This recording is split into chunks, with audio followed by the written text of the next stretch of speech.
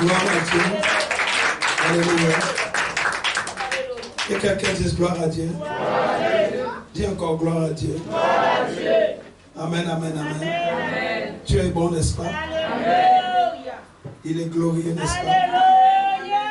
Il est digne de louange, n'est-ce pas?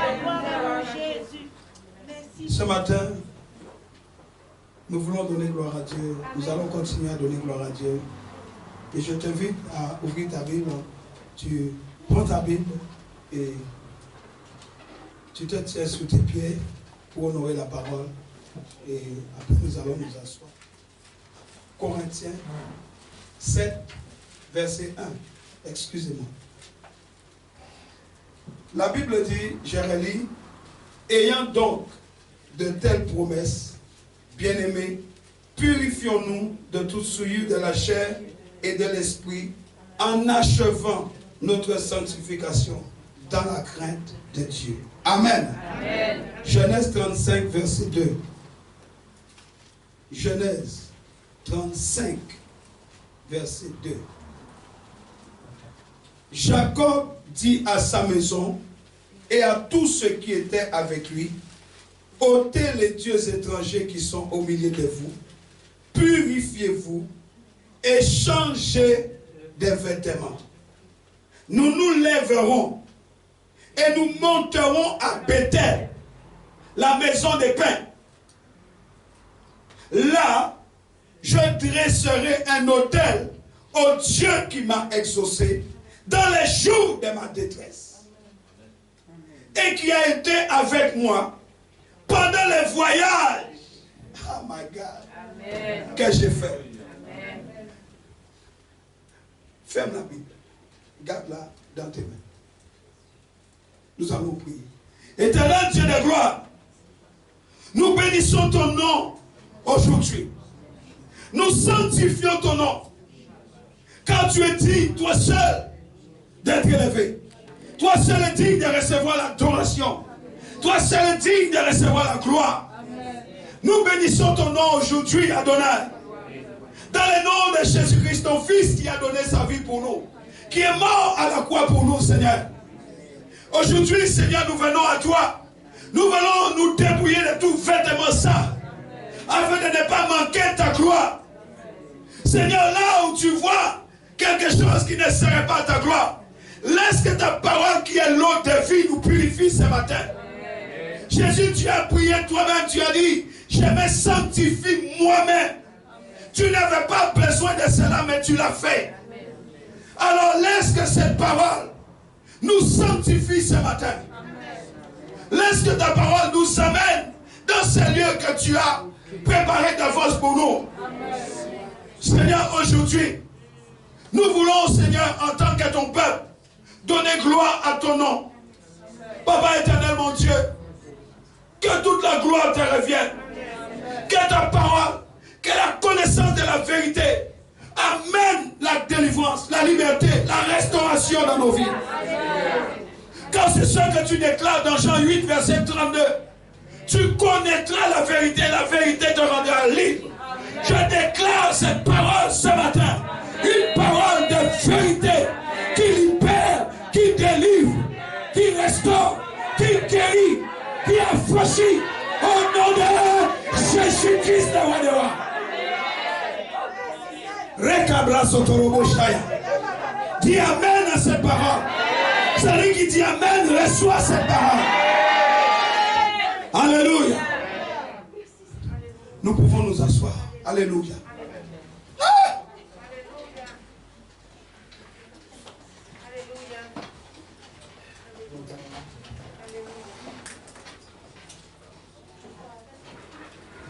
Tu peux venir m'aider?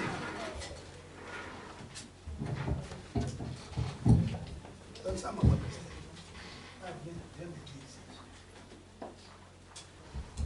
Oh, c'est bon. Alléluia. Je préfère libérer mes mains. Gloire à Dieu. Bien-aimé, je tiens dans ma main un panier. Dans ce panier-là, il y a plusieurs objets. Il y a un crayon et il y a des stylos, des feutres, un stabilo.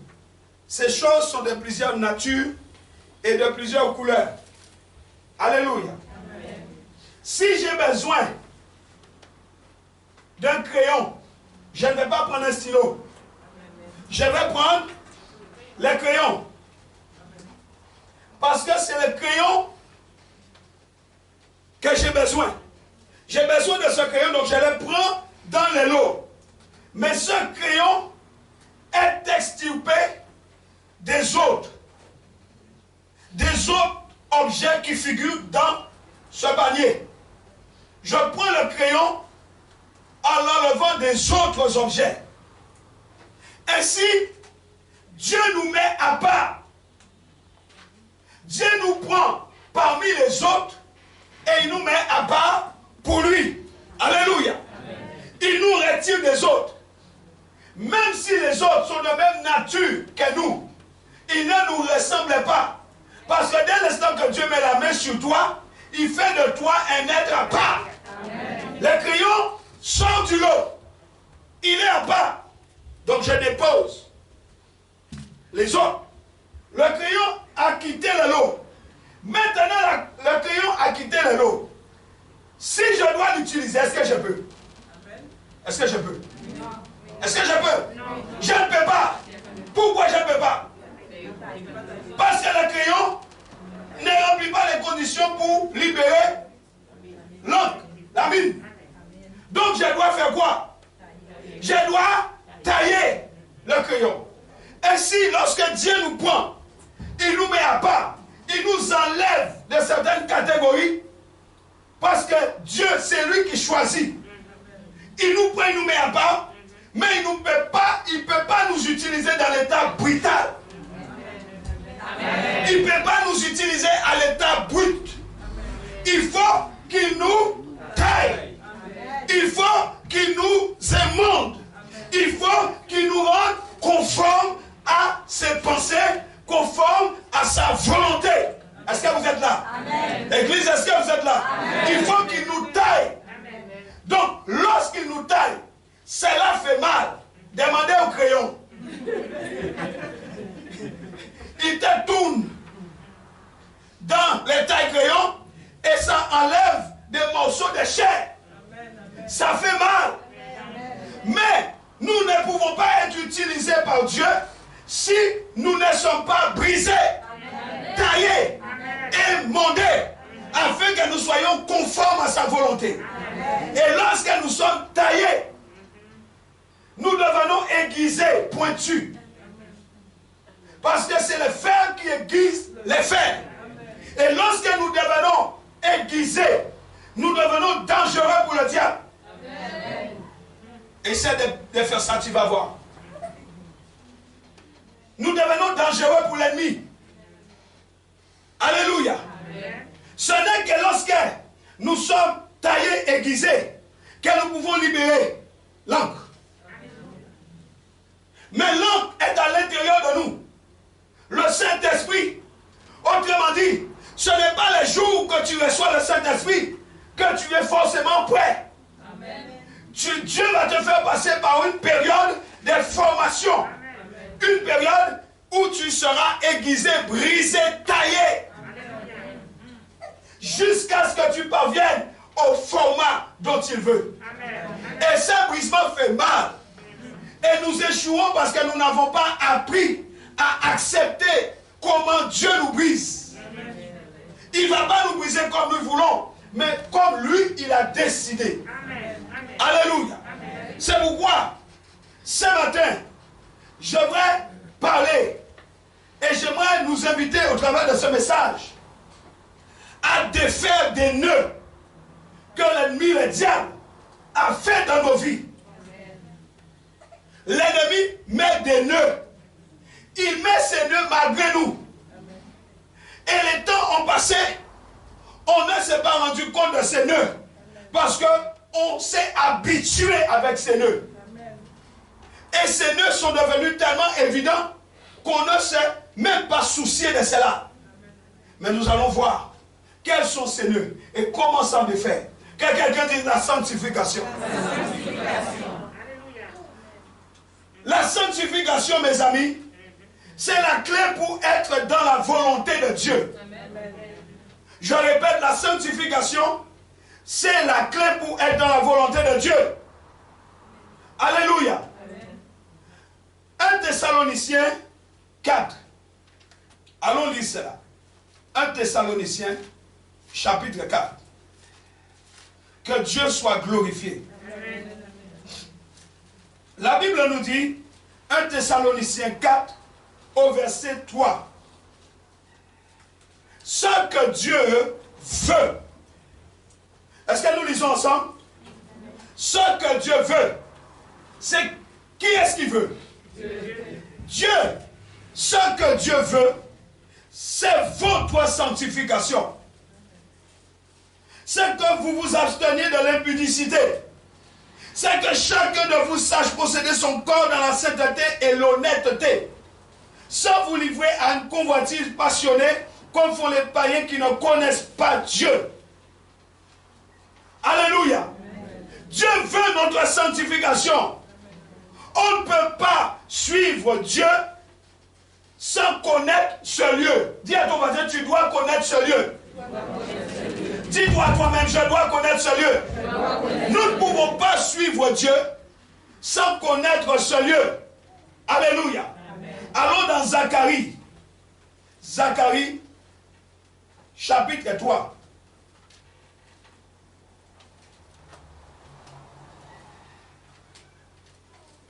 Alléluia. Zacharie, chapitre 3, verset 1. Nous commençons. Zacharie dit, il me fit voir Josué, le souverain sacrificateur, debout devant l'ange de l'Éternel, et Satan qui se tenait à sa droite pour l'accuser. L'Éternel dit à Satan, que l'Éternel te réprime, Satan. Que l'Éternel te réprime, lui qui a choisi Jérusalem. Bien-aimé, tu es le choix de Dieu. Dis, je suis le choix de Dieu. Le diable peut venir t'accuser, mais cela n'enlève pas que tu es le choix de Dieu. Amen. Dis encore, je suis le choix de Dieu. Dieu dit à Satan que l'Éternel te réprime. Dieu lui-même, il dit que l'Éternel te réprime. Oh, ce que j'aime avec Dieu, c'est que lorsqu'il parle de lui, il nomme son nom. Il ne dit pas je, il dit que l'Éternel te réprime. Comme si ce n'était pas de lui qui parle. Il dit, l'Éternel a choisi Jérusalem. Quel est ton problème, Satan? Dis, Satan, quel est ton problème? L'Éternel l'a choisi.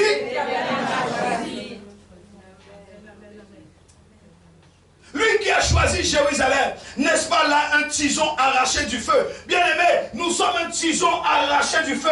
Dieu nous a pris du royaume des ténèbres. Il nous a menés du royaume au royaume de son Fils. Nous avons été arrachés du feu. Amen. Le feu ne te détruira pas. Amen. Parce que c'est là que tu as été arraché. Amen. Alléluia. Amen. Alléluia. Amen. Oh, Josué était couvert des vêtements sales. Mes amis, la Bible dit que Josué, mes amis, Josué, les souverains sacrificateurs, il a servi à côté de Moïse. Il est monté sur la montagne, au milieu de la montagne avec Josué, avec Moïse. Josué, c'est grand Josué, mes amis. Josué était revêtu des vêtements sales. Quand j'ai lu ça, j'ai dit, Seigneur, nous avons un problème. Amen. J'ai dit, nous avons un problème. J'ai dit, Seigneur, il faut que tu me parles. Et, non, non, parle-moi. Je me suis vu inutile. Inutile.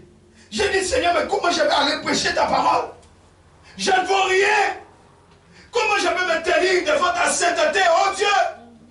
Quand je regarde à ta sainteté, Josué, souverain sacrificateur, qui rentrait dans les saints des saints une fois l'an pour offrir des holocaustes, pour offrir des parfums, était revêtu de vêtements sales. Ah!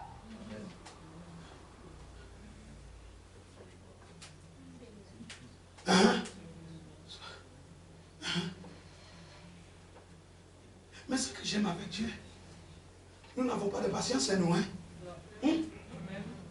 On n'a pas de patience.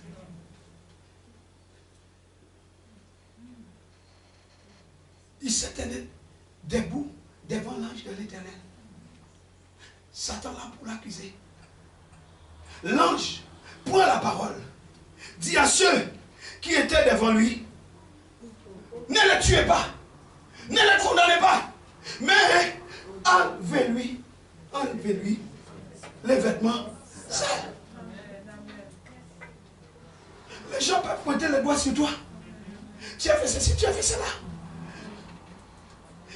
L'ange, il dit, enlevez les vêtements sales. Ôtez-lui ça. Puis il dit à Josué, vois, je t'enlève ton iniquité. Et je te revêt d'habits de fête. Je dis qu'on mette sur sa tête un turban pur. Et il mit un turban pur sur sa tête. Et il lui mit des vêtements. L'ange de l'Éternel était là.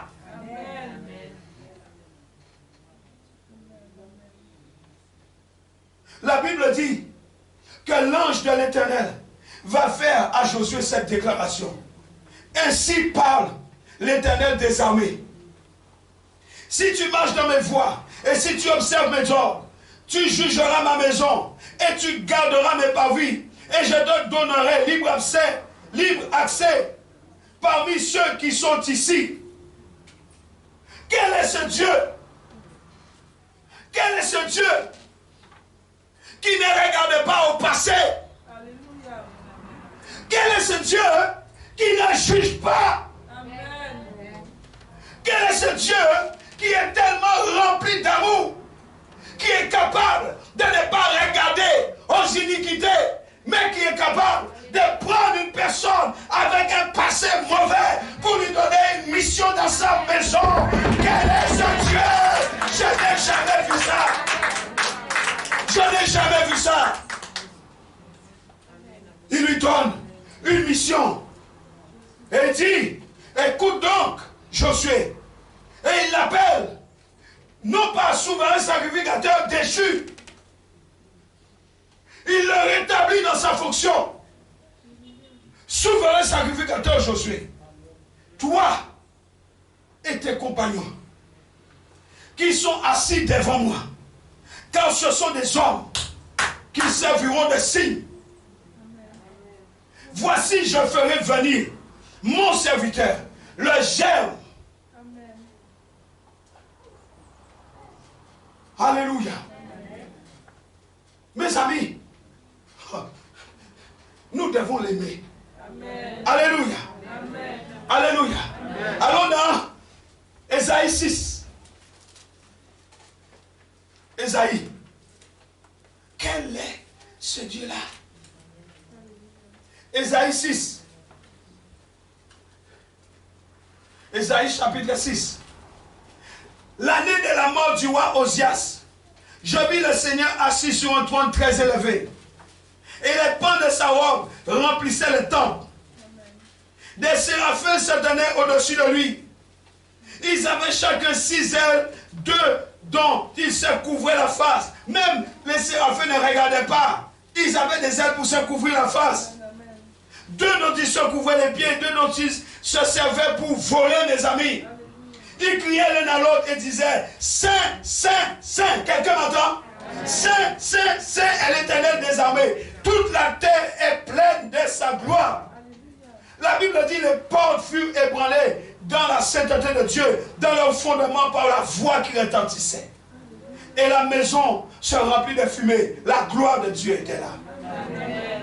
Mes amis, quand Esaïe a vu cela, Esaïe a dit, je suis mort. Là, c'est fini pour moi. Je suis souillé. Je suis rempli d'iniquité. J'ai dit, malheur à moi. Je suis perdu. Car je suis un homme dont les lèvres sont impures. J'habite au milieu d'un peuple dont les lèvres sont impures. Et mes yeux ont vu le roi, l'Éternel des armées. Mes yeux ont vu le roi. Moi, avec ma bouche impure.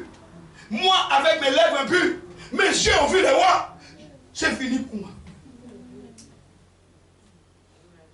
Regardez, verset 6. Mais l'un des séraphins vola vers moi tenant à la main une pierre ardente qu'il avait prise sur l'autel avec des pincettes. Il en toucha ma bouche et dit, ceci a touché tes lèvres. Ton iniquité est enlevée et ton péché est expié. Quel est ce Dieu? Quel est ce Dieu? Quel est ce Dieu? Nous pouvons venir dans la maison de Dieu avec un mauvais cœur. Ce que Dieu aime, c'est un cœur repentant. Quand Esaïe a vu ça, il a dit malheur à moi. Il a reconnu la sainteté de Dieu. Il s'est humilié. Non, devant une telle sainteté, c'est fini pour moi, c'est fini pour moi. Dieu, regardant son cœur, dit non, tu ne mourras pas parce que tu t'es repenti. Tu ne mourras pas parce que tu as reconnu ton iniquité. Je te délivre. Il fit la même chose avec Josué. Josué, puisque tu rentres en toi-même, je te délivre. ôtez-lui les vêtements. Alléluia. Alléluia. C'est pourquoi, lorsque le peuple de Dieu devait retourner à Bethel, Jacob a dit, ôtez tous les vêtements sales. Parce qu'à Bethel, la maison des pains, on ne peut pas rentrer avec n'importe quel vêtement. Il faut avoir un vêtement de fête à Bethel. Il faut avoir un vêtement approprié. Amen. Nous devons identifier, mes amis, tous les endroits où se cachent des péchés dans nos vies. Je répète, nous devons identifier tous les endroits où se cachent des péchés dans nos vies. Il n'y a pas de petits péchés, il n'y a pas de moyens péchés, il n'y a pas de gros péchés. Il y a péché. Amen. Nous devons identifier tous les endroits. Parce que l'ennemi est malin. Il prend le temps de cacher à l'intérieur de nous des péchés.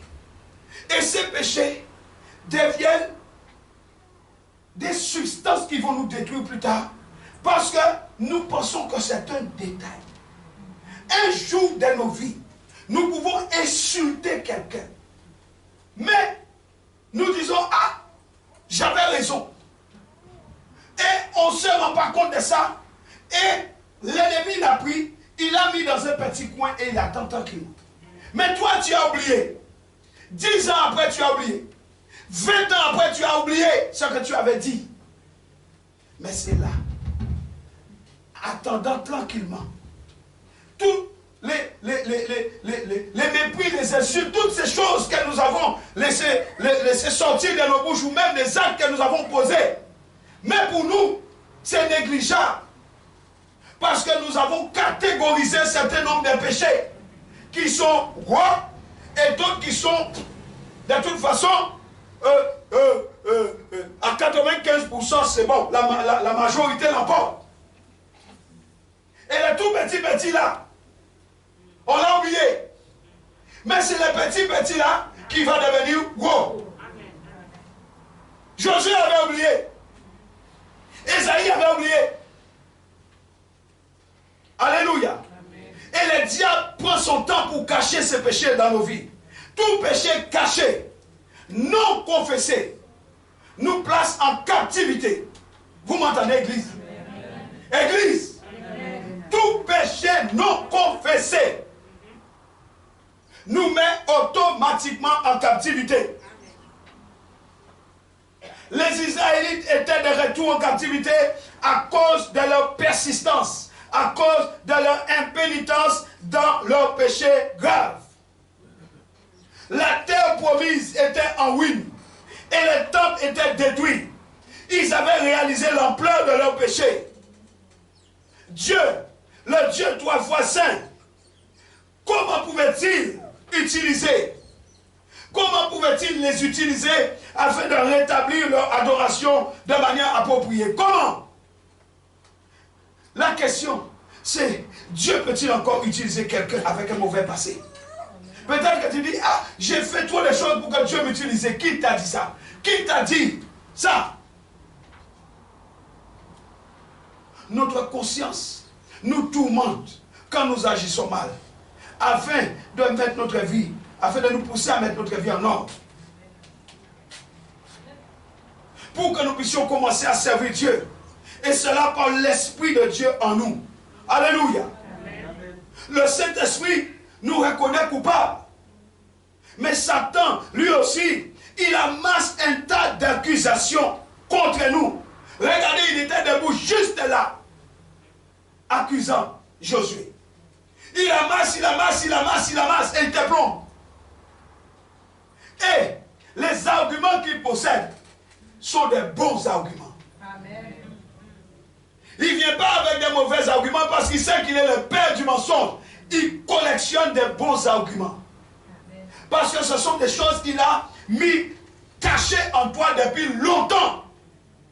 Et il les sort au moment opportun. Alléluia. Amen. Alléluia. Amen. Comme Zacharie. Comme Josué dans Zacharie 3, verset 1. Nous sommes coupables des faits qui nous sont reprochés. Tu es né dans le sein de ta mère. Tu étais dans le ventre de ta mère. Ta maman a proclamé des choses négatives sur toi. Qu'est-ce que tu en sais? Le diable a dit, ah bon, ok. Il pense à aimer là. Parce que dans les seins de ta mère, la parole ou sa souffrance t'a fait tressaillir. Le bébé tressaille. Le bébé se secoue. Il mouffe. Mais tu as oublié ça. Pas le diable. Il a noté que je ne voulais pas une fille, je voulais un garçon. Il a noté cette parole, je ne voulais pas d'une petite fille, je voulais un garçon. Malheureusement, c'est une fille. Mais le diable, il a noté. Donc, il va cribler ta vie de fille. Pour te faire comprendre que tu n'es pas la bienvenue. Il a noté, mais on a dit ça. Finalement, quand le bébé est sorti, on dit, ah, finalement, elle est jolie. Elle est jolie, elle est jolie. Et on croit que c'est suffisant. Parce qu'on a oublié ce qu'on a dit. Est-ce que tu es là?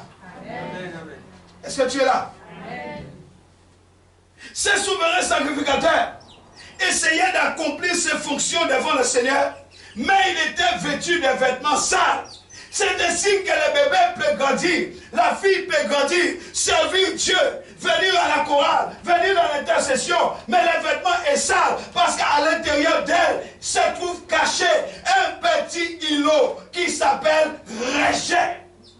Amen. Le vêtement est sale. Ça seulement suffit. Alléluia. L'essence hébraïque du mot qui traduit vêtement sale, c'est excrément. C'est pour dire à quel point c'est grave. Ça veut dire que tu viens devant Dieu rempli d'excréments. Les vêtements tachés d'excréments. Alléluia. Il était couvert d'excréments au sens littéral du terme. Combien d'entre nous faisons pareillement? Nous venons servir Dieu avec un vêtement rempli d'excréments. Parce que le petit îlot caché en nous n'a jamais été identifié et traité. Si Jésus vient aujourd'hui, qui est sauvé? Qui va partir? Qui va monter au ciel? Qui? Josué est le souverain sacrificateur. Lui qui était souverain sacrificateur, mes amis, son vêtement était sale. Le diable, notre ennemi, a rassemblé des faits. Il rassemble des arguments sérieux, des arguments notoires, qu'il met soigneusement, qu'il enfouit soigneusement en nous, dans les compartiments de nos vies, en profondeur dans nos cœurs, afin de les utiliser au moment opportun. Amen. Toi, tu es pressé, mais le diable n'est jamais pressé. Amen. Il peut attendre 5 ans, 10 ans, mais un jour, il va chercher à t'avoir. Parce que la Bible dit que lorsque Jésus lui a dit, il est écrit, il s'est retiré attendant une occasion favorable. Alléluia. Amen. Ce sont ces éléments-là, ces péchés cachés qui lui donnent accès à notre vie. Amen. Pour détruire notre destinée. Amen. Si tu as été choisi par Dieu, tu as aussi une destinée en Christ. Mais le diable ne t'aime pas. Il ne t'aimera jamais. Et il fera tout son possible pour détruire ta destinée. Ce péché lui ouvre des portes. C'est pourquoi l'apôtre Paul va nous dire, ne donnez pas accès au diable. Éphésiens 4, 27. Ne lui donnez pas accès. Alléluia. Amen. Alléluia. Amen. Ne lui donnez pas accès.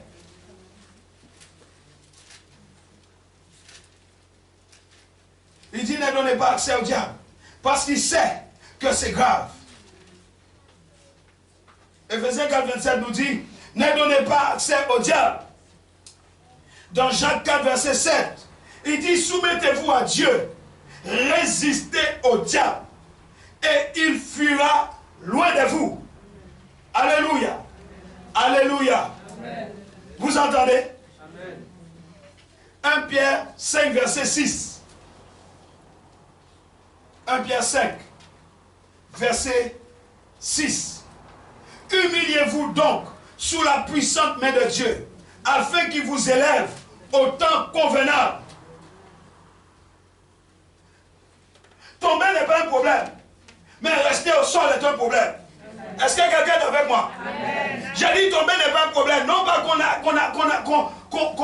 est joyeux de tomber, on est content de tomber. Mais le problème c'est de rester en bas. Le problème c'est de rester en bas. Il faut que tu te relèves tout de suite. Amen. Non pas demain, après-demain, mais maintenant. Amen. Parce que si tu ne te relèves pas, tu lui donnes l'occasion de t'écribler. Il va t'écribler.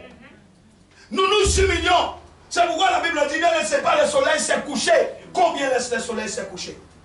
Parce que quelqu'un t'a insulté, ça t'a fait tellement mal que tu as gardé ça pendant 10 ans.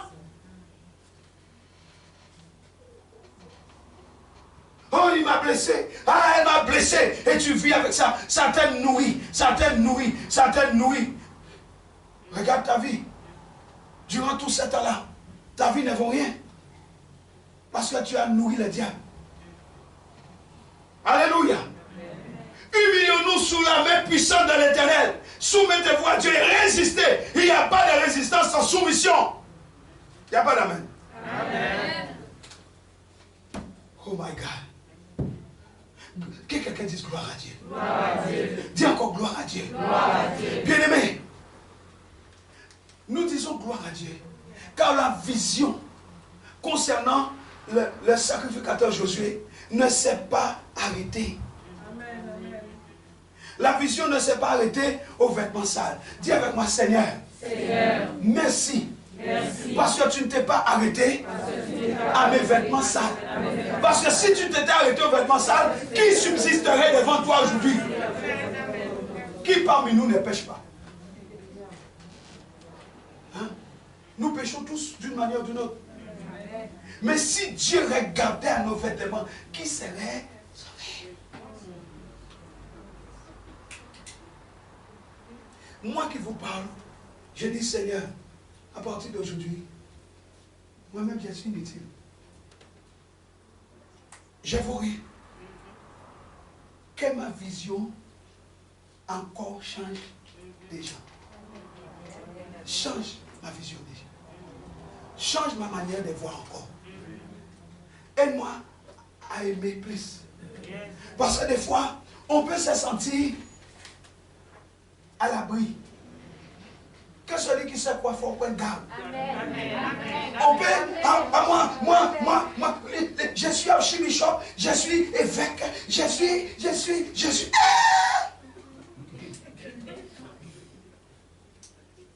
Dis Seigneur, je ne vaux rien. Mais c'est ta grâce qui fait tout. Bien aimé, c'est Jésus qui fait. Amen. Bible dit, ce n'est pas par la force, ni par la puissance, mais par mon esprit. Tout ce que nous faisons sans l'esprit ne vaut rien. Après cela, le souverain sacrificateur Josué, cet aîné, il a servi sans l'esprit. Les vêtements étaient sales. S'il était dans l'esprit, le Saint-Esprit l'aurait fait remarquer avant. Mais il a fallu la grâce de Dieu pour ôter les vêtements sales. Josué même ne savait pas que les vêtements étaient sales. C'est l'ange qui lui dit, Josué, si vous verrez sacrificateur Josué, toi qui te tiens devant moi, ton vêtement est sale. Oh Seigneur mon Dieu. Enlève mon vêtement sale. Ah, tu devrais faire cette prière. Moi, j'ai dit, Seigneur, enlève mon vêtement sale.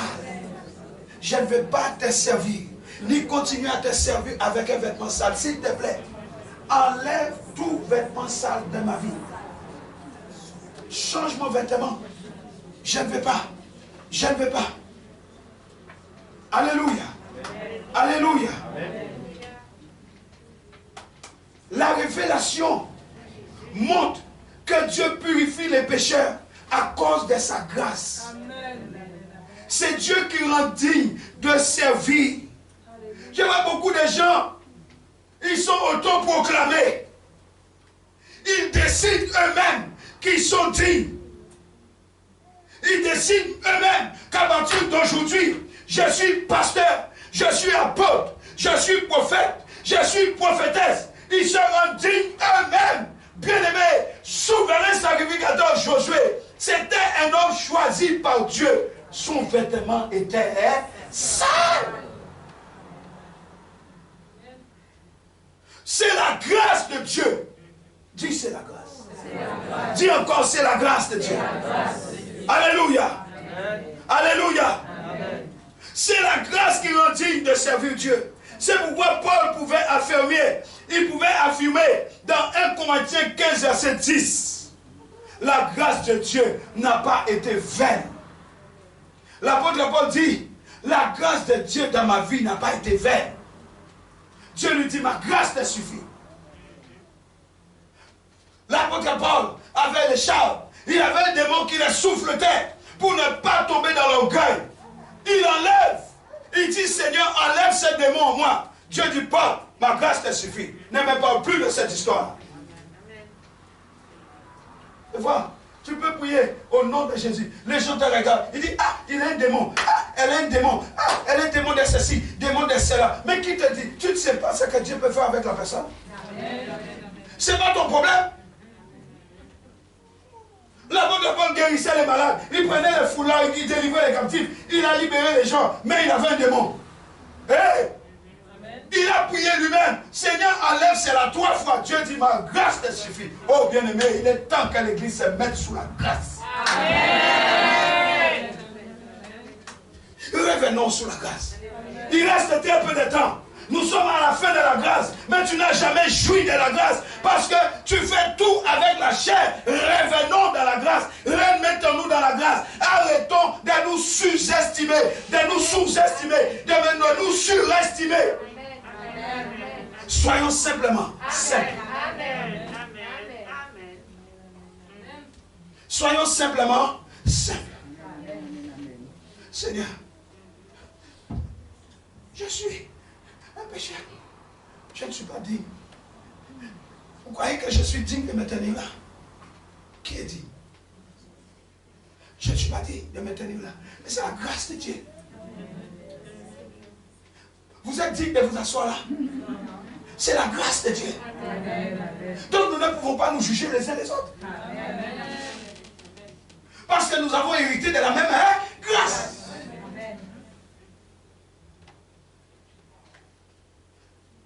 Ne nous jugeons pas. Soutenons-nous. Aimons-nous. Fortifions-nous. Exhortons-nous. Mais ne nous supprimons pas. Quelqu'un m'entend? Paul dit la grâce de Dieu n'a pas été faite. Ensuite, par l'ange de l'Éternel, Dieu va donner à Josué une responsabilité et une promesse. Un homme avec un vêtement sale, non seulement Dieu ne le juge pas, Dieu lui donne une responsabilité dans sa maison. Et Dieu lui donne une promesse. Oh bien-aimé, quel est ce Dieu? Amen. L'église, il est temps qu'on arrête de se mépriser. Quel est ce Dieu capable de prendre un homme au lourd passé, Paul, et d'en faire un apôtre? Il tuait des chrétiens. Il respirait la violence. Quel est ce Dieu capable de prendre un homme qui viole un enfant de 2 ans et demi et de faire de lui un prophète? Son porte-parole. Ça nous dépasse. Mais nous devons lui dire, l'Éternel, ça me dépasse. Amen. Amen. Papa, ça me dépasse. Qui est ce Dieu capable de faire ça? Seigneur, tu le sais. Mais l'arrogance détruit les peuples de Dieu. L'orgueil détruit les peuples de Dieu. L'église est devenue difficile aujourd'hui de dire je reconnais. Ces mots-là, c'est difficile. Mais la délivrance commence par la reconnaissance et l'édification et l'identification. Si tu n'es pas capable d'identifier, il n'y aura jamais de délivrance. Il n'y aura jamais de délivrance. Ça commence là. Je reconnais. Hein? Mais l'église, aujourd'hui, est devenue difficile. Dieu lui donne une responsabilité, une promesse. Au verset 7 de Zacharie. Quelle responsabilité? Celle de marcher dans ses voies et d'observer ses ordres. De dire, Josué, marche dans mes voies, respecte mes ordres, observe mes ordres. Quelle promesse? Dieu lui dit, tu jugeras ma maison et tu garderas mes parvis.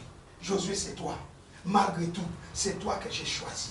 Oh, que quelqu'un dise le choix de Dieu. Dis encore le choix de Dieu. Bien-aimé, ne dis jamais du mal du choix de Dieu. Ne méprise jamais le choix de Dieu. Dis encore le choix de Dieu. Le choix de Dieu. Le Dieu Tout-Puissant est capable de purifier un pécheur souillé, de le rendre capable de servir. C'est la grâce de Dieu qui nous permet de marcher avec Dieu dans la pureté et la sainteté. C'est la grâce de Dieu. Alléluia. Il dit, c'est par mon esprit, dit le Seigneur, et non par la force et par la puissance. Mais nous devons comprendre, ce n'est pas parce que nous disons cela que nous pouvons avoir n'importe quelle attitude. N'importe quelle attitude qui peut rendre inapte au service de Dieu. N'importe quelle attitude qui peut mener la confusion. Alléluia.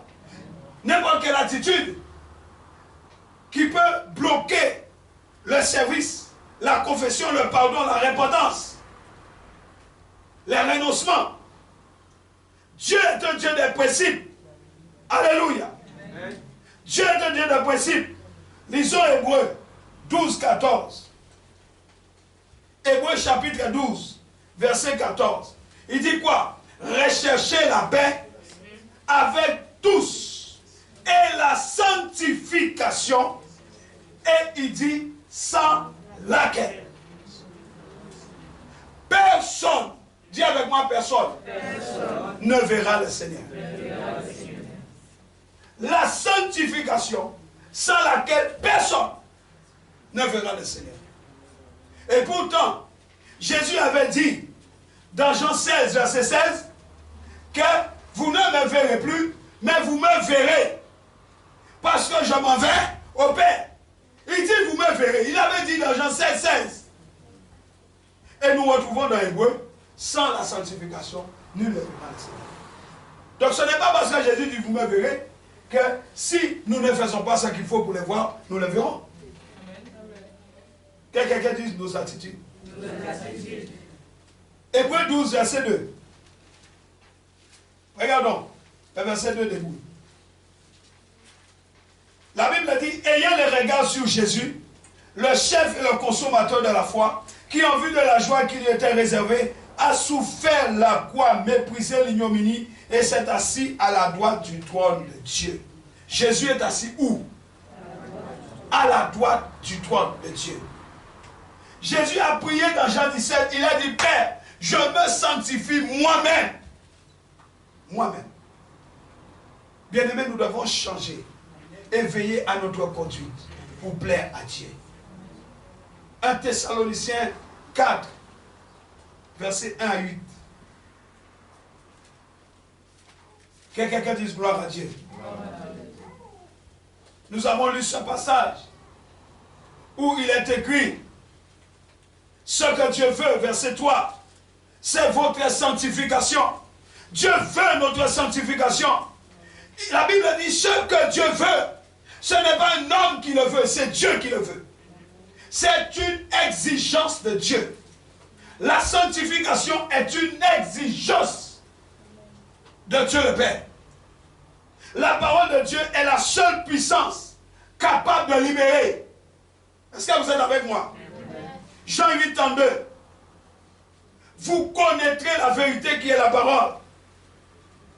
Et la vérité vous affranchira. Écoutez-moi, regardez-moi. Regardez-moi. Regardez-moi, Église. Dieu ne se contente pas d'être libéré. Ah, je vois que tu ne comprends pas. Dieu ne se contente pas d'être libéré. Il t'affranchit. Quelle est la différence entre la liberté et l'affranchissement? Quand on te libère, on a le droit de te mettre en prison encore. Mais on ne peut pas te mettre en prison 2 fois pour la même chose. Vous comprenez? Quand tu es affranchi, toute charge est levée. Quand tu es libéré, on retient ce pourquoi tu avais été en prison et ce pourquoi on t'a libéré. De manière à dire après récidive. Mais le sang de Jésus enlève toute possibilité de récidive. Amen. Dis, je suis un affranchi. C'est ça la différence entre affranchissement et liberté. La Bible dit, c'est pour la liberté que Christ nous a affranchis. Là-dedans, il y a la liberté.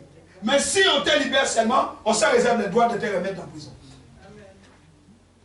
J'ai changé ta vie. Rattrape-le, remets-le en prison. Mais quand il est affranchi, c'est impossible. Est-ce que tu comprends? Est-ce que tu comprends cela? Amen. Dieu veut la sanctification. Amen. Et la parole, c'est notre liberté. Aime la parole, frère. Aime la parole, ma chère, c'est ta liberté. Tu connaîtras la parole.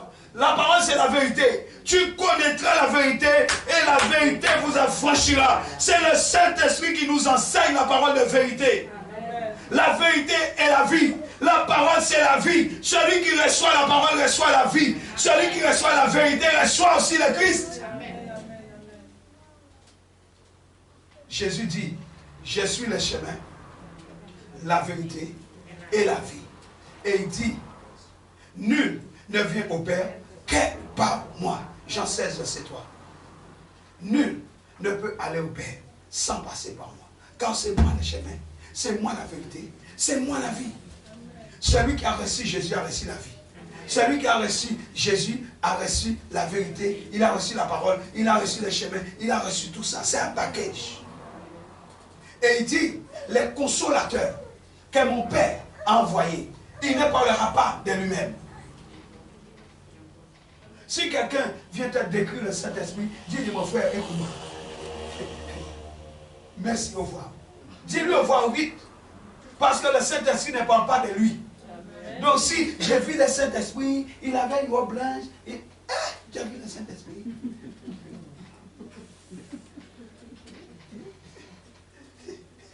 Il ne parlera pas de lui-même. Donc tu ne peux pas savoir quoi que ce soit de lui parce qu'il ne parle pas de lui. Il vient faire quoi? Il vient nous enseigner ce que Jésus a dit. Il vient nous révéler au sujet des choses de l'avenir, mais il ne parle pas de lui. Alors ta prophétie là, alléluia. Il ne parlera pas de lui-même. Dans le Psaume 25, verset 5, verset 8, verset 9, David dit, conduis-moi dans la vérité et instruis-moi, car tu es le Dieu de mon salut. Tu es toujours mon espérance. Dis avec moi, Seigneur, conduis-moi dans toute la vérité, par ton Saint-Esprit. Conduis-moi, instruis-moi, car tu es mon salut. Tu es toujours mon espérance. Au nom de Jésus. Proverbe 1, verset 23 et verset 29 nous invite à nous tourner pour écouter les réprimandes. Bien-aimés, aime les réprimandes. Proverbe dit, tournez-vous. Tournez-vous pour écouter mes réprimandes. Voici, je répandrai sur vous mon esprit. Il répand l'esprit après l'écoute des réprimandes. Il dit, je répandrai mon esprit sur vous. Je vous ferai connaître mes paroles. Dieu n'est pas contre cela. Je vous les ferai connaître. La parole de Dieu, mes amis, sortie de notre bouche dans la foi. Souligne bien, dans la foi. Il ne s'agit pas de répéter comme un perroquet. La parole de Dieu sortie de notre bouche dans la foi a le même pouvoir et la même autorité pour libérer les prisonniers. Pourquoi? Dieu fait de nous des co-créateurs. Nous sommes participants avec Dieu de sa nature divine. Romains 10, verset 9 nous dit que la parole qui sort de notre bouche, c'est la parole qui est allée dans notre cœur, que nous confessons dans notre bouche. Et cette parole est une parole de foi. Alléluia. Alléluia. Et dans Matthieu 10, verset 32 à 33, la Bible dit, c'est pourquoi quiconque confessera, me confessera devant les hommes.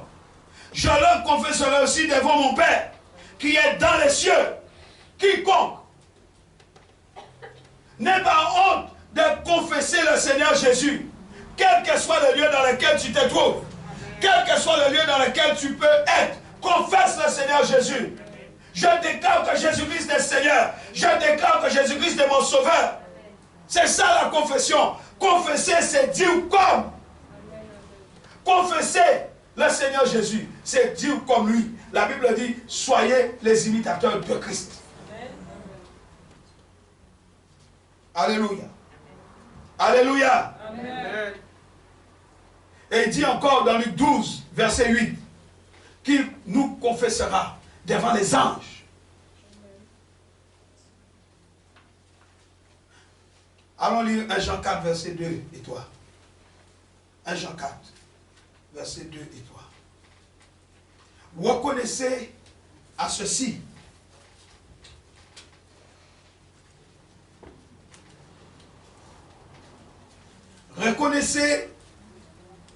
l'Esprit de Dieu. Tout esprit qui confesse Jésus-Christ, venu en chair, est de Dieu. Et tout esprit qui ne confesse pas Jésus-Christ n'est pas de Dieu. C'est celui de l'Antéchrist, dont vous avez appris la venue et qui maintenant est déjà dans le monde. Et la Bible dit au verset 4, vous petits enfants, vous êtes de Dieu. Dis, je suis de Dieu. Je suis de Dieu. J'ai vaincu. Dis-le, j'ai vaincu. J'ai vaincu. L'Antéchrist. J'ai vaincu. L'esprit du monde. La Bible dit, vous les avez vaincus. Amen. Parce que celui qui est en vous est plus grand que celui qui est dans le monde. Ne baisse jamais l'échine devant l'esprit du monde. Amen. Ne baisse jamais la tête devant un sorcier. Amen. Ne baisse jamais la tête devant un problème. Ne baisse jamais la tête devant devant les circonstances de la vie. Relève-toi, mon frère. Relève-toi, ma soeur. Ne laisse pas les circonstances t'écraser. Parce que celui qui est en toi est plus grand. Jésus dit, non pas que tu vas les vaincre. Il dit, tu les as vaincus. Mais le problème, c'est que nous ne savons pas que nous les avons déjà vaincus. Dis au problème, toi tu viens, Toi, tu viens. Je ne sais pas comment tu viens. Tu viens avec la maladie. Tu viens avec les calomnies. Tu viens avec tes mépris. Mais moi, je viens dans les noms de Jésus. Les noms devant lesquels tout genou fléchit. Alors, fléchis les genoux. Amen. Tu commences à parler. Tu commences à déclarer. Parce que ce que tu crois dans ton cœur, lorsque tu confesses le Seigneur Jésus, tu établis la royauté de Jésus au-dessus de tout. Tu établis la domination de Christ au-dessus de tous les problèmes, de toutes les circonstances. Vous les avez vécus. Alléluia. C'est la Bible.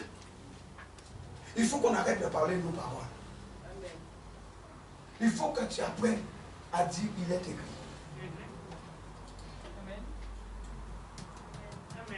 Il faut citer les Écritures. Il est écrit. Nous voulons faire tellement de choses. Nous voulons parler tellement des Français. Sois simple, il est écrit.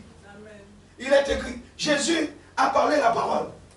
Quel est notre langage? Il faut qu'on arrête de parler notre langage. Il est temps de parler le langage du ciel. Pas le langage du ciel.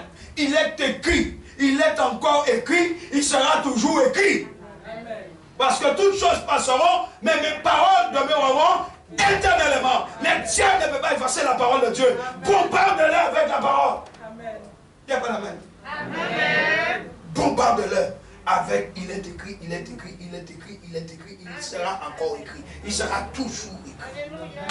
Il va se fatiguer. Bien-aimés, nous avons aussi, nous devons comprendre, bien-aimés, que nous avons notre part. Nous avons notre part de responsabilité, des décisions à prendre pour vivre une vie de sanctification pratique. Nous avons notre part. Nous devons éviter certaines choses. Nous devons nous retirer de l'iniquité. L'iniquité, c'est la chose qui se répète, qui se répète, qui se répète, qui se répète. Ça finit par devenir sans effet. Je vous donne un exemple. Regardez aujourd'hui à la télé. Vous êtes assis dans votre salon, vous voyez deux hommes en train de s'embrasser, ou des femmes en train de s'embrasser. Vous avez vu ça la première fois, vous avez été choqué. Vous avez vu la deuxième fois, vous êtes encore choqué. Vous avez vu 10 fois, la 10e fois, vous êtes choqué. Ça ne vous dérange pas. Même les enfants regardent ça, ils rigolent. Et c'est à ce moment-là que ça devient grave. Parce que c'est déjà semé dans notre conscience. Ça ne nous dérange plus. Dès que ça arrête de te déranger, ça veut dire que le repas est presque cuit. Amen. Beaucoup de jeunes pratiquent le lesbianisme et l'homosexualité aujourd'hui. Hommes comme femmes. Beaucoup de jeunes. Vous les voyez comme des individus normaux. Oh, il est beau. Oh, elle est belle. Mais lesbiennes. Elles ont essayé. Et l'esprit de prostitution est entré par la porte ouverte. Beaucoup de jeunes en Guadeloupe, au collège, pratiquent le lesbianisme. Quelle honte! À qui la faute? Ils sont devant la télé, ils regardent ça, mais toi-même tu passes. Ah ben, toi-même. Ça ne te dérange pas? Tu es là, tu regardes, tu te délectes. Ça ne te dérange pas? Parce que tu as vu une dizaine de fois. Tu regardes ça à la télé en mangeant dans ton canapé. C'est un message que le diable envoie. Ça s'appelle un message subliminal. Bam, bam, bam, bam. Tu mets quelqu'un assis sur une chaise et tu lâches au milieu de sa tête une goutte d'eau toutes les 15 secondes. Tic, tic, tic au même endroit. Pendant 2 heures, il devient fou. Tu le tues. Une goutte d'eau. Ça, c'était la technique des Allemands. Une goutte d'eau au même endroit pendant au moins 2 heures. Si c'est glacé, c'est encore mieux. Au début, ça te chatouille. Tu rigoles. Mais au bout de 130 gouttes d'eau tombées au même endroit, ça devient une flèche qui traverse le cerveau. Tu ne peux plus supporter la douleur. Tu exploses. Et c'est ce que l'ennemi fait. Il injecte à petite dose, petite dose, petite dose. Aujourd'hui, vous regardez dans tous les programmes, même dans la publicité, c'est devenu monnaie courante. Et ça dérange personne. C'est ça que j'appelle sémence cachée. Le petit péché caché qui les jette dans les pensées de nos enfants et en nous-mêmes. Alléluia. Et si nous ne faisons rien, nous sommes cuits. C'est pourquoi nous devons éviter ces choses. Nous retirer de l'iniquité. Parce que ça se répète. Et nous purifier des vases à déshonneur. Allons lire 2 Timothée 2. Verset 16. 2 Timothée 2. Verset 16. Évite les discours vains et profanes. Car ceux qui les tiennent avanceront toujours plus dans l'impiété. Et leur parole rongera comme la gangrène. Paul dit, évite ça. Qu'est-ce que tu écoutes à longueur de journée? Qu'est-ce que tu entends à longueur de journée? Dans ta chambre là, dans ta voiture là, tu écoutes quoi? Il dit, évite les discours vains et profanes. Verset 19. Néanmoins, le solide fondement de Dieu restait debout avec ses paroles qui lui servent des sceaux. Le Seigneur connaît ceux qui lui appartiennent, et quiconque prononce le nom du Seigneur, qui s'éloigne de l'iniquité. Dans une grande maison, il n'y a pas seulement des vases d'or et d'argent, mais il y en a aussi de bois et de terre. Les uns sont des vases d'honneur, et les autres sont d'un usage vil. Si donc quelqu'un se conserve pur, en s'abstenant de ces choses, il sera un vase d'honneur, sanctifié, utile à son maître, propre à toute bonne œuvre. Dis Seigneur, fais de moi un vase d'honneur. Alléluia. Amen. Dieu poursuit en nous son œuvre de sanctification. Hébreux 13, verset 21. Il poursuit en nous son travail. Hébreux 13 nous dit, au verset 21, on va prendre plus haut, verset 20, que le Dieu de paix, qui a ramené d'entre les morts le grand pasteur des brebis, par le sang d'une alliance éternelle, notre Seigneur Jésus-Christ, vous rende capable de toute bonne œuvre. Dieu nous rend capable de toute bonne œuvre pour l'accomplissement de sa volonté. C'est lui qui le fait. C'est lui qui fait en nous ce qui lui est agréable. Amen. Nous ne pouvons pas faire ce qui est agréable à Dieu dans la chair, par la force et par la puissance. C'est par son esprit. C'est pourquoi nous devons nous appuyer sur le Saint-Esprit. C'est lui qui fait ce qui lui est agréable en nous par l'Esprit, par Jésus-Christ, auquel soit la gloire, parce qu'il faut que la gloire revienne à Dieu.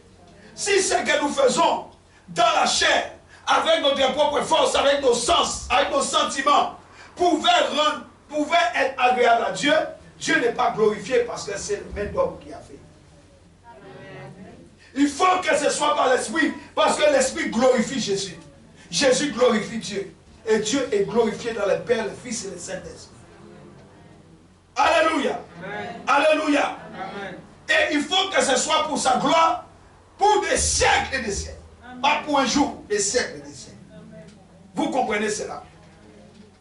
Que quelqu'un dise Amen à cela. Amen. Que quelqu'un dise encore Amen. Amen. Et c'est valable aussi dans l'Église. Afin que l'Église soit sans tache. Dis encore Seigneur, fais de moi un vase d'honneur. Sanctifié pour de bonnes œuvres. Pour de bonnes œuvres que tu as préparées d'avance. Au nom de Jésus-Christ. Je vais vous parler de deux grands principes. Deux grands principes de Dieu, de la sanctification. Numéro 1, la sanctification des positions. Il y a la sanctification des positions. Et numéro 2, la sanctification pratique. Nous avons donné beaucoup d'éléments déjà. concernant ces sanctifications. 2 Corinthiens 6, verset 17. Allons voir cela. 2 Corinthiens 6, verset 17. La Bible dit, c'est pourquoi sortez du milieu d'eux et séparez-vous, dit le Seigneur.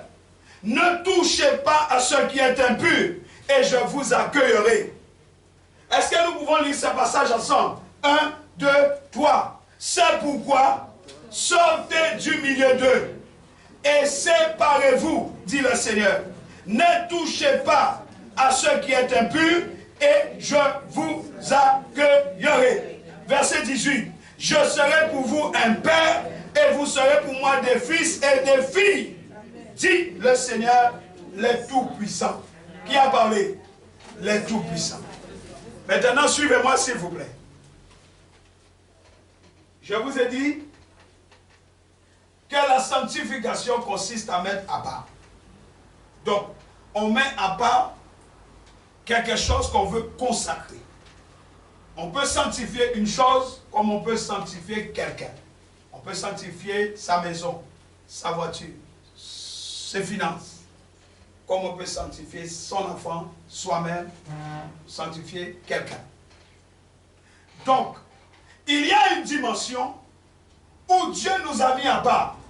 Il nous a fait passer du royaume des ténèbres au royaume de son Fils. Oui ou non? Amen. Donc nous sommes sanctifiés. Jésus a dit, sanctifie-les par ta parole, dans Jean 17. Je me sanctifie moi-même, afin que eux aussi soient sanctifiés. Il y a la dimension de la sanctification des positions, où c'est Dieu lui-même qui nous sanctifie. Alléluia. Amen. Il nous a pris là où nous étions. Nous n'étions pas un peuple, nous sommes devenus un peuple. Et il nous a sanctifiés, il nous a mis à part pour lui. Dit, j'appartiens à Jésus. Il m'a sanctifié par le sang qui a coulé à la croix, par sa parole, par l'eau. Il m'a sanctifié. C'est pourquoi lorsqu'on a percé, l'eau est sortie. C'était l'eau de ta sanctification. Dis amen à cela. Amen. Maintenant, quand nous lisons 2 Corinthiens 6, au verset 17, nous voyons c'est pourquoi Dieu dit, maintenant sortez du milieu d'eux. Sortez du milieu d'eux, séparez-vous. Il nous donne la responsabilité maintenant. Ici, il s'agit de la sanctification pratique. Il ne s'agit pas de dire, Dieu m'a sanctifié, je suis le choix de Dieu, je suis créature merveilleuse de Dieu, je suis le chouchou de Dieu, pour que tu puisses marcher avec des inconvertis. Hello? Il dit, séparez-vous. Et le verset dit, c'est pourquoi. Mais nous allons comprendre pourquoi le c'est pourquoi. Verset 14. Voilà le c'est pourquoi. Ne vous mettez pas avec les infidèles sous un joug étranger. Car quel rapport il y a-t-il entre la justice et l'iniquité? Ou qu'y a-t-il de commun entre la lumière et les ténèbres? Quel accord y a-t-il entre Christ et Bélial? Ou quelle part a le fidèle avec l'infidèle? Quel rapport y a-t-il entre le temple de Dieu et les idoles? Car nous sommes le temple de Dieu vivant, comme Dieu l'a dit, j'habiterai et je marcherai au milieu d'eux, je serai leur Dieu et ils seront mon peuple. Voilà le c'est pourquoi. Et il dit, séparons-nous des infidèles. Tu ne peux pas avoir comme meilleur ami un infidèle. Ce n'est pas possible. Christ et Bélial ne peuvent pas aller ensemble. Tôt ou tard, même s'il t'est soumis, il va t'avoir un jour. Parce qu'il est soumis aux lois de son père. L'infidèle est soumis aux lois de son père. L'infidèle est soumis aux lois de son père. Et ces deux royaumes, le royaume de Satan et le royaume de Dieu, ne s'entendent pas, ils sont en guerre. Les jours où le diable va lui dire tue-le, il va te tuer. En souriant, il va te planter un couteau dans les flancs. En souriant, il va t'ouvrir les ventres. Ça ne va lui poser aucun problème. Parce qu'il est sous le mandat de son père, qui est le diable. Voilà pourquoi Dieu dit, les deux ne peuvent pas s'entendre. Mais des fois, nous les enfants de Dieu, nous voulons, oh je vais les convertir. Tu vas les convertir? Il peut faire tout ce que tu veux, uniquement pour t'avoir. Même venir s'asseoir à l'église en chantant Alléluia, gloire à Dieu. Tu dis, ah, tu vois, je l'ai gagné. Tu as gagné quoi? Il t'a gagné.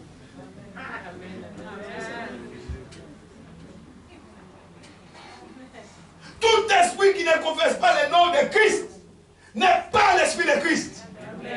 C'est pas dire, Seigneur, je t'accepte. Non, c'est le fruit. Quel est le fruit qui est produit? Vous êtes avec moi? Amen. La sanctification résulte de la foi et de l'action de l'esprit. La foi vient de ce que l'on entend. Ce que l'on entend vient de la parole. Il faut la parole et il faut l'esprit pour la sanctification. Si tu es de la catégorie de ceux qui n'aiment pas la parole de Dieu, qui n'aiment pas l'enseignement, tu seras loin de la sanctification. Alléluia. Alléluia. La foi en Jésus-Christ, la puissance de l'Esprit de Dieu qui habite dans nos cœurs. Alléluia. C'est la sanctification des positions. C'est Dieu qui le fait. La parole et le Saint-Esprit, c'est Dieu qui le fait. C'est pas toi. C'est Dieu qui le fait. C'est lui qui donne la foi. C'est son esprit. Et c'est lui qui le fait. C'est le Saint-Esprit qui a dit, mettez-moi à part Barnabas et Saul. Personne ne l'avait remarqué. Ils étaient avec eux. Les femmes étaient en train de se disputer. Qui allait nous servir à manger? Nos maris sont toujours en prière. On ne les voit pas, on ne les voit pas, on ne les voit pas. Comme on t'a fait.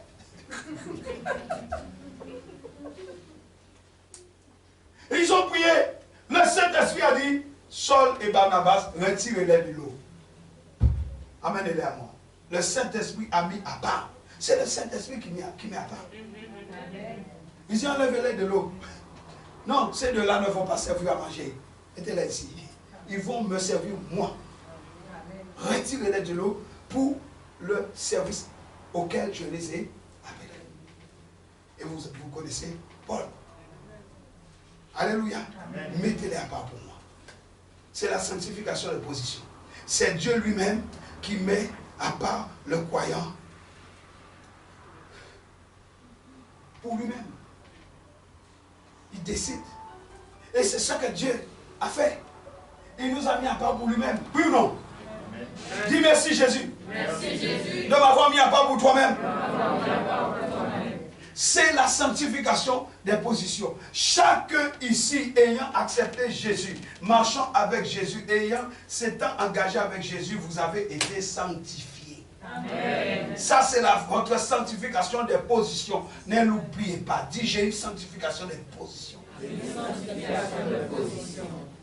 Ça veut dire que vous êtes positionné dans la grâce. Amen. Qui peut vous enlever là où Dieu vous met? Personne. Vous êtes positionné dans cette grâce. C'est Dieu lui-même qui vous a mis à part pour lui. Et à partir de ce moment-là, c'est là que ça commence.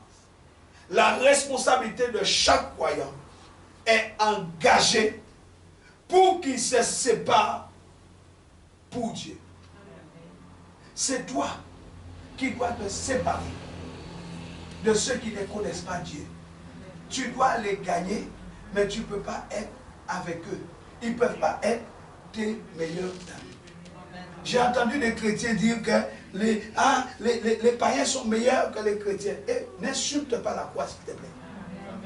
Ce n'est pas parce que ton frère a commis une erreur, ce n'est pas parce que ta soeur a commis une erreur qu'elle n'est plus sous la grâce. Depuis que ton enfant fait une bêtise, il n'est plus ton enfant. Ne jouez pas avec le sang de Jésus. Le sang de Jésus a fait de nous des enfants de Dieu. Ne dis jamais un païen est meilleur qu'un enfant de Dieu. Même si l'enfant de Dieu commet une erreur, c'est un enfant de Dieu pour lequel le sang a coulé. Le sang a coulé pour tout le monde. Sauf que les fidèles, les non-croyants, n'ont pas accepté Jésus. Peut-être pas encore, ou peut-être pas du tout. Mais lui, il a accepté Jésus et il a commis une erreur. Amen. Vous êtes avec moi? Ne le fais pas. Ne le fais pas. soyez patient et donne-lui sa chance. Comme Dieu t'a donné la tienne. Qui n'a pas péché ici? Qui ne pêche pas ici? Hein? Nous ne sommes pas meilleurs les uns les autres. C'est la grâce. Dis c'est la grâce. Donc je n'ai aucune raison de juger mon frère. Je n'ai aucune raison de juger ma soeur. Parce que nous sommes tous logés à la même heure. Nous sommes tous dans le même bateau. Nous sommes tous dans l'arche. Et cet arche c'est Jésus. Est-ce que vous êtes là? Il faut qu'on arrête ça. J'ai entendu ces gens de Jésus, Seigneur, pardonnez-nous parce que nous insultons ta grâce. C'est une insulte à la grâce. La Bible dit sortez du milieu d'elle. Alléluia. Amen. Notre responsabilité engagée, c'est de nous séparer pour Dieu. Pour vivre une expérience personnelle de sanctification. Après la sanctification des positions, tu dois vivre une expérience personnelle de sanctification progressive. La sanctification, elle est progressive, frère. Tu as eu la conversion. Ta conversion a amené la paix, le ministère de réconciliation. La paix avec Dieu et la paix avec les hommes. La paix est venue par le sang de Jésus-Christ qui a coulé à la croix. Alléluia. Amen. Et ce sang nous place dans un chemin de perfectionnement. Amen. La Bible dit, pour le perfectionnement des saints. Nous sommes entrés dans un circuit de perfection. Et ce circuit de perfection, cette perfection nous amène à la mesure et à la stature parfaite de Christ. La perfection n'est pas l'aboutissement. L'aboutissement, c'est la mesure parfaite de la stature de Christ. Philippiens 3,13. Allons voir ça. Dis à celui qui est à côté de toi, la perfection n'est pas finie. Ma perfection doit m'amener à la stature parfaite de Christ. La Bible dit Philippiens 3, 13 et 14. Frère, je ne pense pas l'avoir saisi, mais je fais une chose, oubliant ce qui est en arrière et me portant vers ce qui est en avant. Je cours vers le but pour remporter le prix de la vocation céleste de Dieu en Jésus-Christ. Je cours. L'apôtre Paul dit, il court. Au verset 17, il dit, soyons tous mes imitateurs, frères, et portez les regards sur ceux qui marchent selon les modèles que vous avez en nous. Car il en est plusieurs qui marchent en ennemis de la croix. Alléluia. Alléluia. Alléluia. Il y a des échelons de la sanctification. Et nous devons gravir ces échelons. Parce que cela nous amène à la stature parfaite de Christ. 2 Pierre 1,5. Nous devons gravir ces échelons. Alléluia. Dans 2 Pierre 1,5, il est écrit, à cause de cela, faites tous vos efforts pour joindre à votre foi la vertu, à la vertu la science, à la science la tempérance, à la tempérance la patience, à la patience la piété, à la piété l'amour fraternel, à l'amour fraternel la charité. Car si ces choses sont en vous, et ils sont avec abondance, elles ne vous laisseront point oisifs, ni stériles, pour la connaissance de notre Seigneur Jésus-Christ. Mais si ces choses ne sont pas en vous, la Bible dit, une telle personne est aveugle. Il ne voit pas de loin et il a mis en oubli la purification de ses anciens péchés. C'est pourquoi nous devons nous appliquer d'autant plus à affermir notre vocation et notre élection. Car en faisant cela, nous ne gaucherons jamais. C'est écrit. Dis à ton voisin, c'est écrit. Alléluia. Amen. Nous devons faire l'expérience de la sanctification. Car ceux qui font l'expérience de la sanctification, selon la parole de Dieu, manifestent un esprit d'humilité. Daniel était humble. Il a dit, il a prié, pardonnez-nous nos péchés, mais il n'avait rien fait, il s'est associé. Job aussi a prié. Job a dit, je me condamne moi-même. Nous avons vu Esaïe. Il a dit, malheur à moi. Jean est tombé comme mort au pied de Jésus. Nous ne devons jamais nous prétendre sans péché. Quelqu'un m'entend? Ceux qui marchent à l'ombre de la croix ne pourront jamais s'enfler d'orgueil, ni prétendre qu'ils sont exempts de péché. Ils savent que leurs transgressions ont fait souffrir le Fils de Dieu. Ils savent que leurs transgressions lui ont brisé le cœur. Et cette pensée les maintient dans l'humilité. Qu'est-ce qui te maintient dans l'humilité? Il y a la fausse humilité, mais il y a l'humilité sincère. Chaque fois que tu réalises le prix que Jésus a payé pour toi, tu te vois petit. Moi, je l'ai vécu, je vous le dis. J'ai pleuré pendant au moins 20 minutes. Je disais ça au bien-aimé. Pendant au moins 20 minutes, j'ai pleuré. Je me voyais comme rien du tout. J'ai dit, Seigneur, je ne suis rien. Je ne suis même pas digne de tenir la Bible. Réalise ce que Jésus a fait pour toi. Chaque fois dans ta vie, avant de te plaindre, réalise ce qu'il a fait pour toi. Tu verras combien tu es indigne face à sa sainteté. Il y a des gens qui gonflent l'estomac, qui bombent l'estomac. Tu es qui pour bomber pour faire cela devant Dieu? Tu es qui? On n'a rien fait. C'est la grâce de Dieu. Nous ne sommes rien. Nous ne sommes pas dignes. C'est Christ qui fait tout. Lorsque tu marches à l'ombre de la croix, tu réalises combien tu ne vaux rien. Et cette pensée-là, c'est cette pensée-là qui nous maintient dans l'humilité. En vivant le plus près possible de Jésus, nous nous rendons compte le plus clairement possible de notre fragilité. Plus tu es près de lui, plus tu vois comment tu es un serviteur, une servante inutile. Tu te rends compte combien notre nature pécheresse, celle de notre nature humaine, nous plombe. Tu te rends compte à quel point tu es faible. Notre seule espérance réside dans le mérite d'un sauveur qui est allé mourir pour nous. C'est notre seul mérite. Je me glorifie en Jésus parce que je réalise combien cet homme-là, qui n'a rien fait, a choisi d'aller mourir pour moi. C'est tout. C'est le seul mérite que nous avons. Et ce mérite-là, c'est la sanctification. Parce que sanctification et transgression volontaire sont incompatibles. Chaque fois qu'on rejette la croix, on transgresse la loi. Chaque fois qu'on ne reconnaît pas notre inutilité, on transgresse la loi. Parce qu'on lui vole la gloire. Alléluia. Alléluia.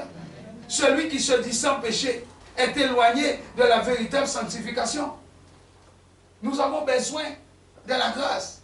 La sanctification doit embrasser notre être entier, esprit, âme et corps.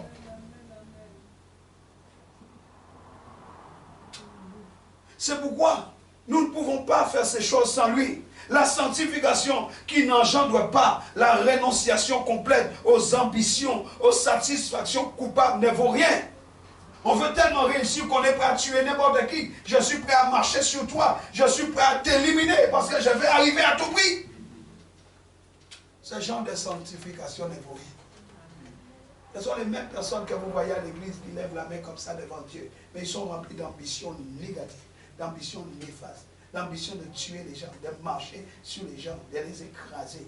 Oh, je connais la Bible mieux que toi. Qu'est-ce que tu crois? J'ai pris plus que toi, j'ai pris mieux que toi. Mais je ne peux pas prier avec toi parce que tu ne sais pas prier. Elle ne sait pas prier. Apprends-lui.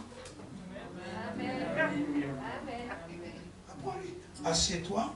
Comme Jésus s'est assis avec toi, il t'a appris à prier. Apprends-lui à prier. Mais je ne peux pas prier avec toi, tu ne sais pas. Tu ne sais pas prier. Moi, là, quand je rentre dans mon shikababa, mais depuis que tu pries le shikababa, t'es où? Depuis que tu pries le shikababa, là, t'es où? Tu n'es même pas au parvis. Dans le lien du sacrifice. Tu es loin du parvis. Chikaraka, ababa, mais tu es loin. Mais le petit là qui ne sait pas même pas prier, il dit Jésus seulement. Jésus, J-E-S-U-S.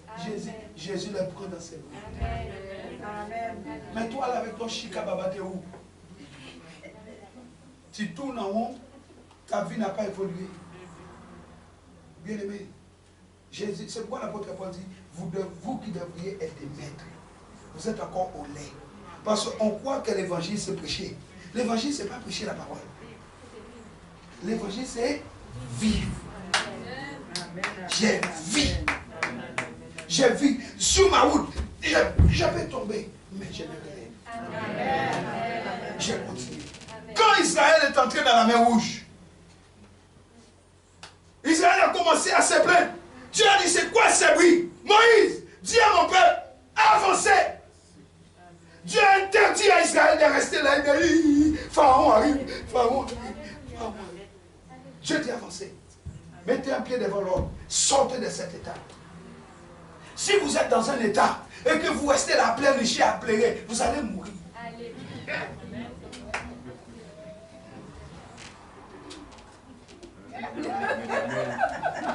Vous allez mourir. Vous êtes tétanisé, vous allez mourir. Mettez un pied devant l'autre. Dieu agit pas à pas, pas à pas, pas à pas, mais sortez dedans. Sortez dedans. Au lieu de rester là à pleurer, à pleurnicher. Seigneur, tu vois. Seigneur, tu vois. Seigneur, tu vois. Tu vois quoi? Il dit sortez dedans.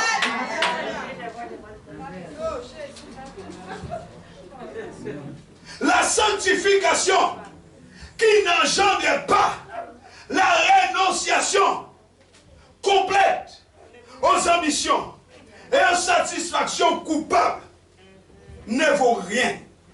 Je renonce à la peur. Je renonce au blocage. Je renonce au péché.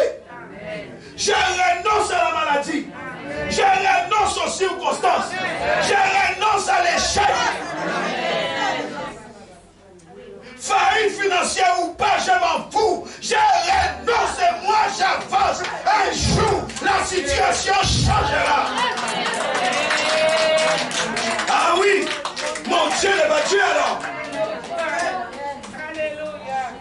Ne ris pas si aujourd'hui j'ai des problèmes.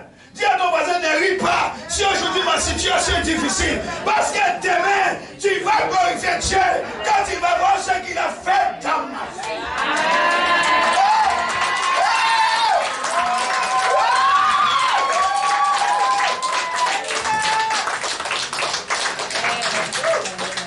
Tu peux rire aujourd'hui parce que je suis dans les puits. Tu peux rire aujourd'hui parce que les Madianites m'ont acheté. Tu peux rire aujourd'hui parce que je suis dans la maison de Potiphar. Tu peux rire aujourd'hui parce que je suis dans la prison. Mais lorsque Pharaon va me donner les manteaux, lorsque Pharaon va me donner la bague, lorsqu'il va me donner l'anneau, lorsque Pharaon va dire, c'est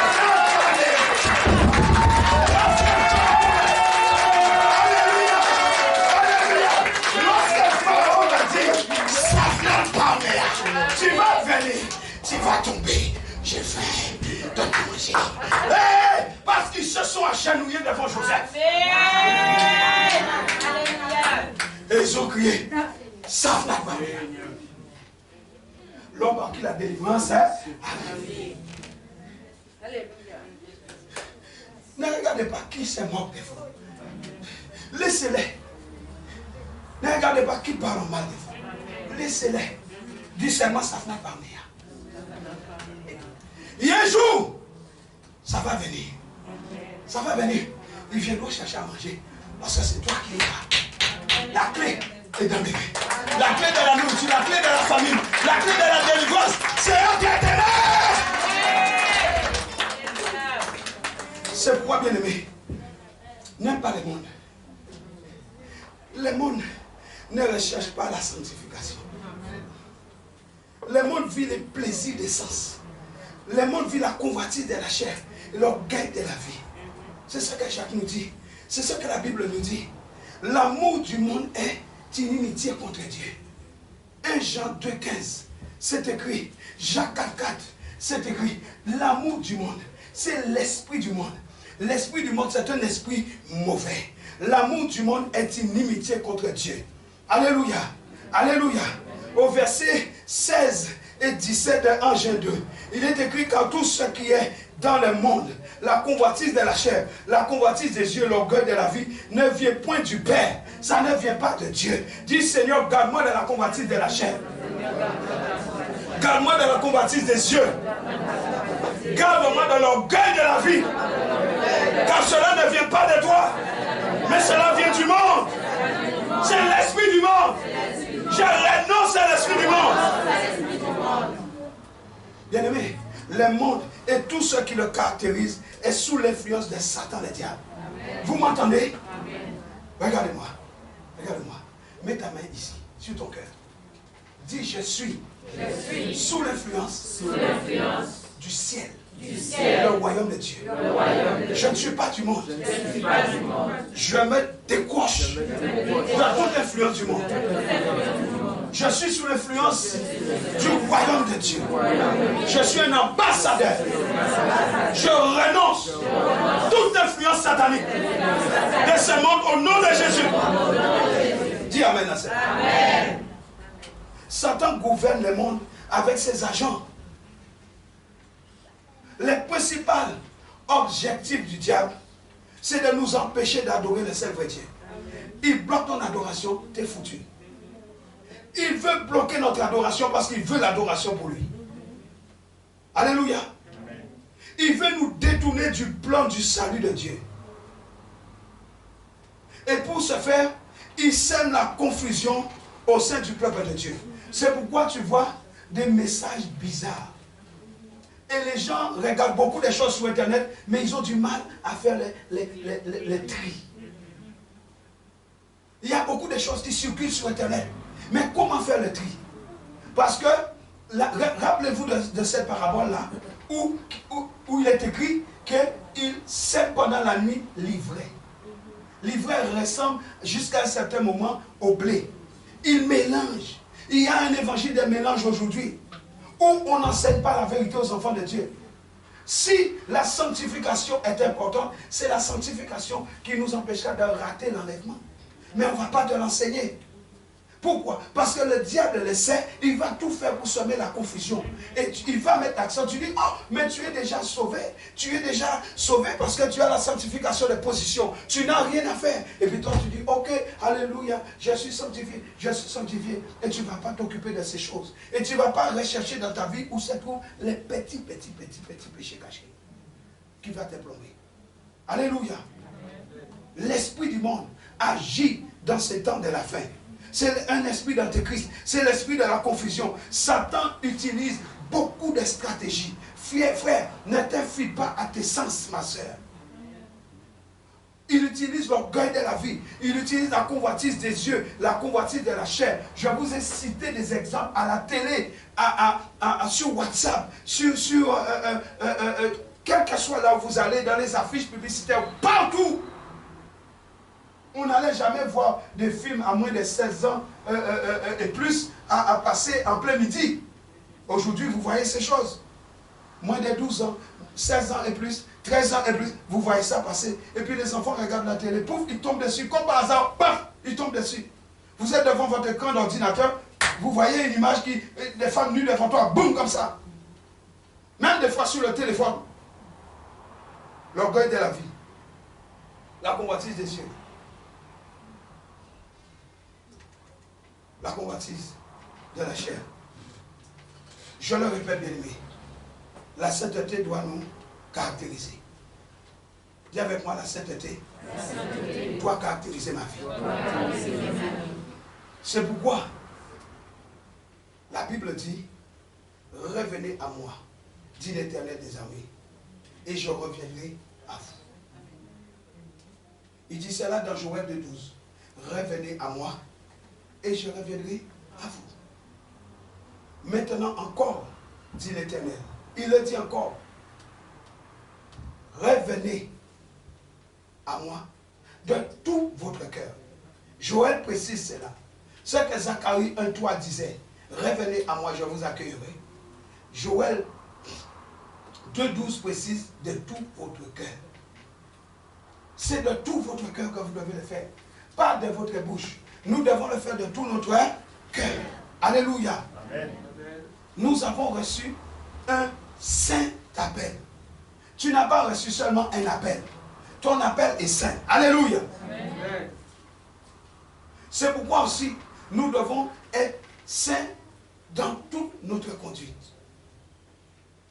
Nous avons reçu l'onction de celui qui est saint. Et cette onction, elle est sainte. Alléluia. Quand nous élevons nos mains devant Dieu, ce sont des mains saintes que nous élevons. C'est pourquoi nous devons nous purifier de toute souillure. Nous devons nous purifier de toute souillure. Nous croyons que dès qu'on parle de souillure, vous regardez seulement le sexe, mais votre bouche et votre langue. La souillure, c'est la souillure. Regardez Josué, le souverain sacrificateur. C'est pourquoi ça commence par la purification de notre conscience. Quand Dieu nous a purifiés, il nous purifie de l'intérieur vers l'extérieur, afin que nous ne soyons pas des tombeaux blanchis, des morts vivants. On s'occupe de l'extérieur, mais l'intérieur ne vaut rien. Il commence par nettoyer l'intérieur. La purification de notre conscience. Alléluia. Une conscience pure, une conscience propre, afin que nous soyons un sacrifice vivant, saint, agréable à Dieu. Romains 12, verset 1 le dit. Dieu veut que nous soyons saints et sans défaut. Il dit, vous serez saints, car je suis saint. Quand il dit, je suis saint, c'est la sanctification pratique.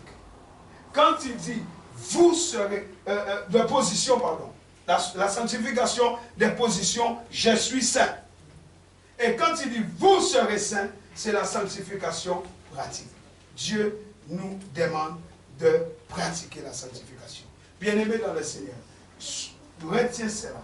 Dieu ne fait rien sans l'homme.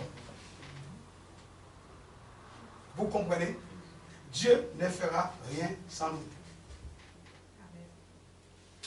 Arrêtons d'être là en étant comme ça. Seigneur donne, Seigneur donne. Provoque la chose. Seigneur viens, Seigneur donne, Seigneur donne. Celui qui donne, à celui qui donne, on donnera plus. De manière à ce qu'il ait toujours à donner. Mais celui qui reçoit, il reçoit aujourd'hui pour mourir demain. Celui qui donne ne manquera pas. Mais celui qui reçoit peut mourir demain. Par manque. Vous comprenez ce que je dis? Vous comprenez ce que je dis? Jésus a donné sa vie. Sa vie a multiplié. Regarde où nous sommes. Et regarde les milliards de personnes qui sont sauvées. La vie réside dans le donner. Celui qui donne libère la vie. Libère la capacité de multiplication. La capacité de multiplication n'est jamais dans la réception, dans le donner. Si tu veux libérer la puissance de la multiplication de Dieu, sois un donneur. Jésus a donné, les pères ont donné. Tous ceux qui ont donné ont vu la multiplication. Abraham, Jacob, Isaac, tu peux citer. Tous. C'est pourquoi dans la Bible, dès l'instant que Dieu avait dit une promesse, tu les voyais bâtir un hôtel. Il donne une offrande. Il donne l'holocauste. Il donne l'adoration. Ils élèvent un hôtel. Dieu prend plaisir à ça. Pouf. Mais nous, on nous a tellement martyrisés qu'on a perdu le sens du don. On a perdu le sens du don. Et on n'a pas compris. Jésus dit, Père, dans Jean 17, je me sanctifie moi-même, afin que eux aussi soient sanctifiés comme moi j'ai fait. Et la sanctification de Jésus-Christ résidait dans le fait qu'il s'est donné lui-même, qu'il souffrait lui-même, qu'il a choisi de se mettre à part lui-même pour nous. Père, je descends me livrer pour eux. Je me mets à part pour eux. J'accepte de mourir pour eux, afin que eux aussi apprennent à mourir pour les autres.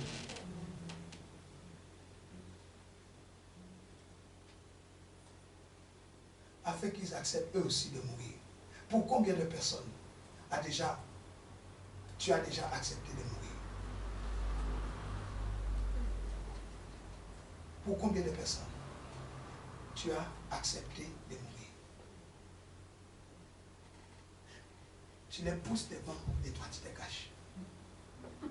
Et tu dis, vaut mieux qu'ils meurent et moi je reste en vie.